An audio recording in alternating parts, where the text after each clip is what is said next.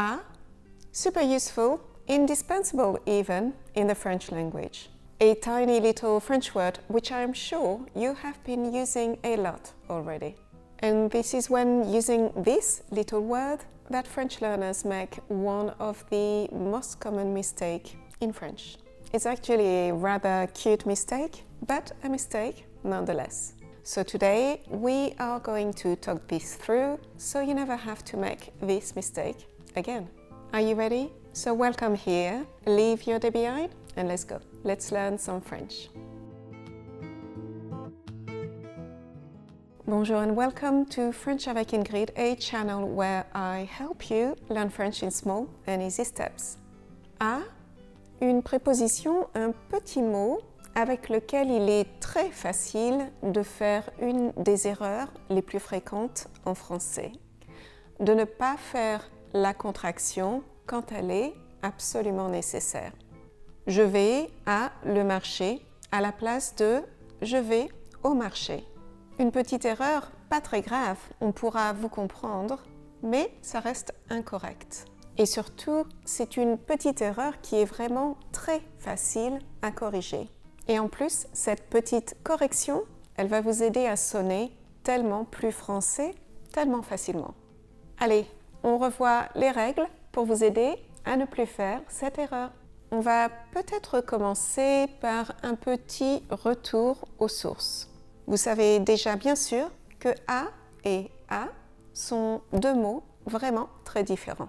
Le A sans accent, il vient du verbe avoir, il a, elle a, he, she has. Et le A avec un accent grave, est une préposition. La préposition qui nous intéresse aujourd'hui.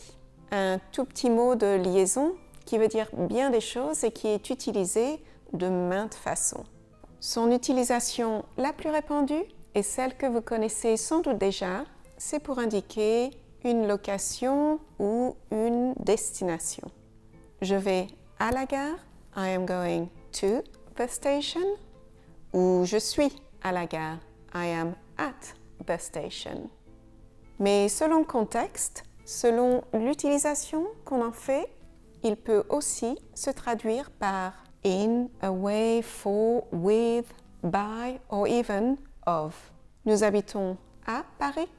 We live in Paris. La prochaine station essence est à 20 km. The next petrol station is 20 km away. On se donne rendez-vous à 15 heures. Shall we meet at 3 p.m.? Et dans ce cas, c'est le at qui indique une certaine heure, à 15 heures, at 3 p.m. Il peut aussi être utilisé pour nous aider à décrire une utilisation, comme dans une planche à repasser, an ironing board, a board which is used for ironing, ou une boîte à lettres, a box which is for letters, a letterbox.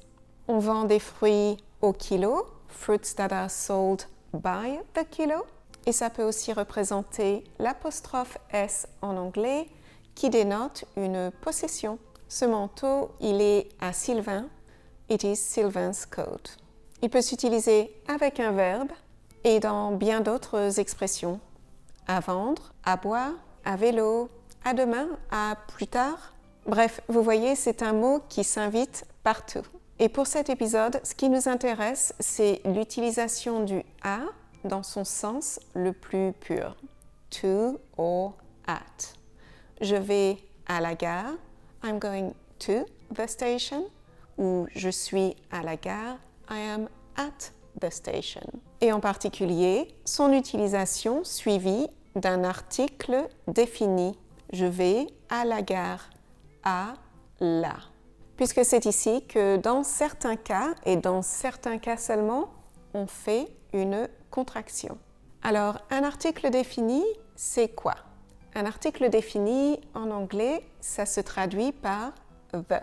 Et en français, ça peut être le pour un nom masculin, la pour un nom féminin, les pour un nom pluriel, et ce petit dernier que l'on a tendance peut-être à oublier un peu, le L apostrophe, que l'on utilise devant les noms qui commencent avec une voyelle ou qui commencent par un H. Comme par exemple l'homme, l'huître, l'équipe ou l'introduction. Donc, revenons à notre A. A plus la, le, les ou le L apostrophe. Qu'est-ce qui colle et qu'est-ce qui ne colle pas? Qu'est-ce qui marche ou qu'est-ce qui ne marche pas?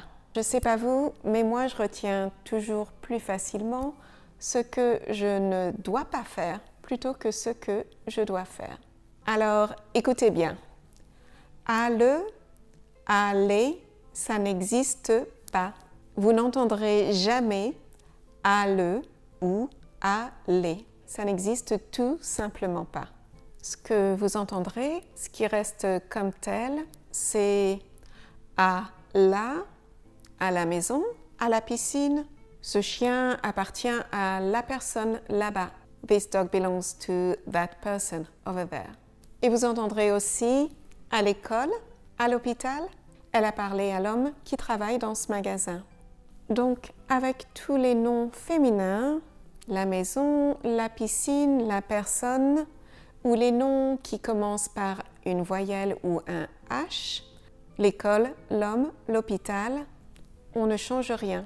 On garde la formule à, la et à, L apostrophe. Mais avec un nom masculin, on dira au bureau, au travail, au fond, au magasin, au Royaume-Uni, au beurre, comme dans un croissant au beurre. Et avec les noms au pluriel, on dira aussi au, mais cette fois le O s'écrira A-U-X. Le X indique que nous sommes au pluriel. On l'entend d'ailleurs devant une voyelle puisque l'on fait une liaison. Je vais aller aux États-Unis. J'ai entendu aux informations qu'il va pleuvoir demain. J'ai parlé aux amis de mon frère, mais ce X, il est silencieux devant une consonne. Comme par exemple, j'ai besoin d'aller aux toilettes, ou une tarte aux pommes, ou un clafoutis aux cerises. Donc, à la, oui. À, L apostrophe, oui.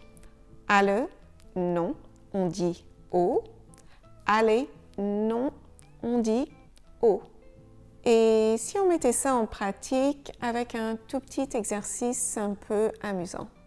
À vous de remplir les trous dans les phrases suivantes et je vais vous aider un petit peu en indiquant sur l'écran le genre des mots que j'utilise. Avant le travail ce matin, je suis allée au gym. À vous de remplir ce qu'il manque.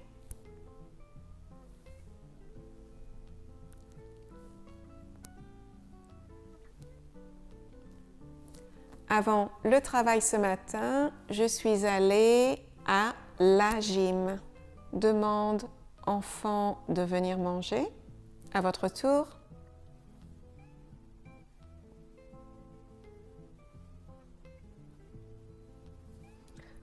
On dira demande aux enfants de venir manger, s'il te plaît. On se rejoint à la gare.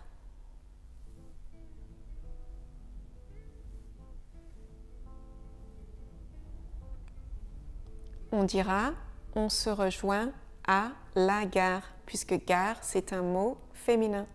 Tu veux un sandwich jambon ou fromage? À votre tour.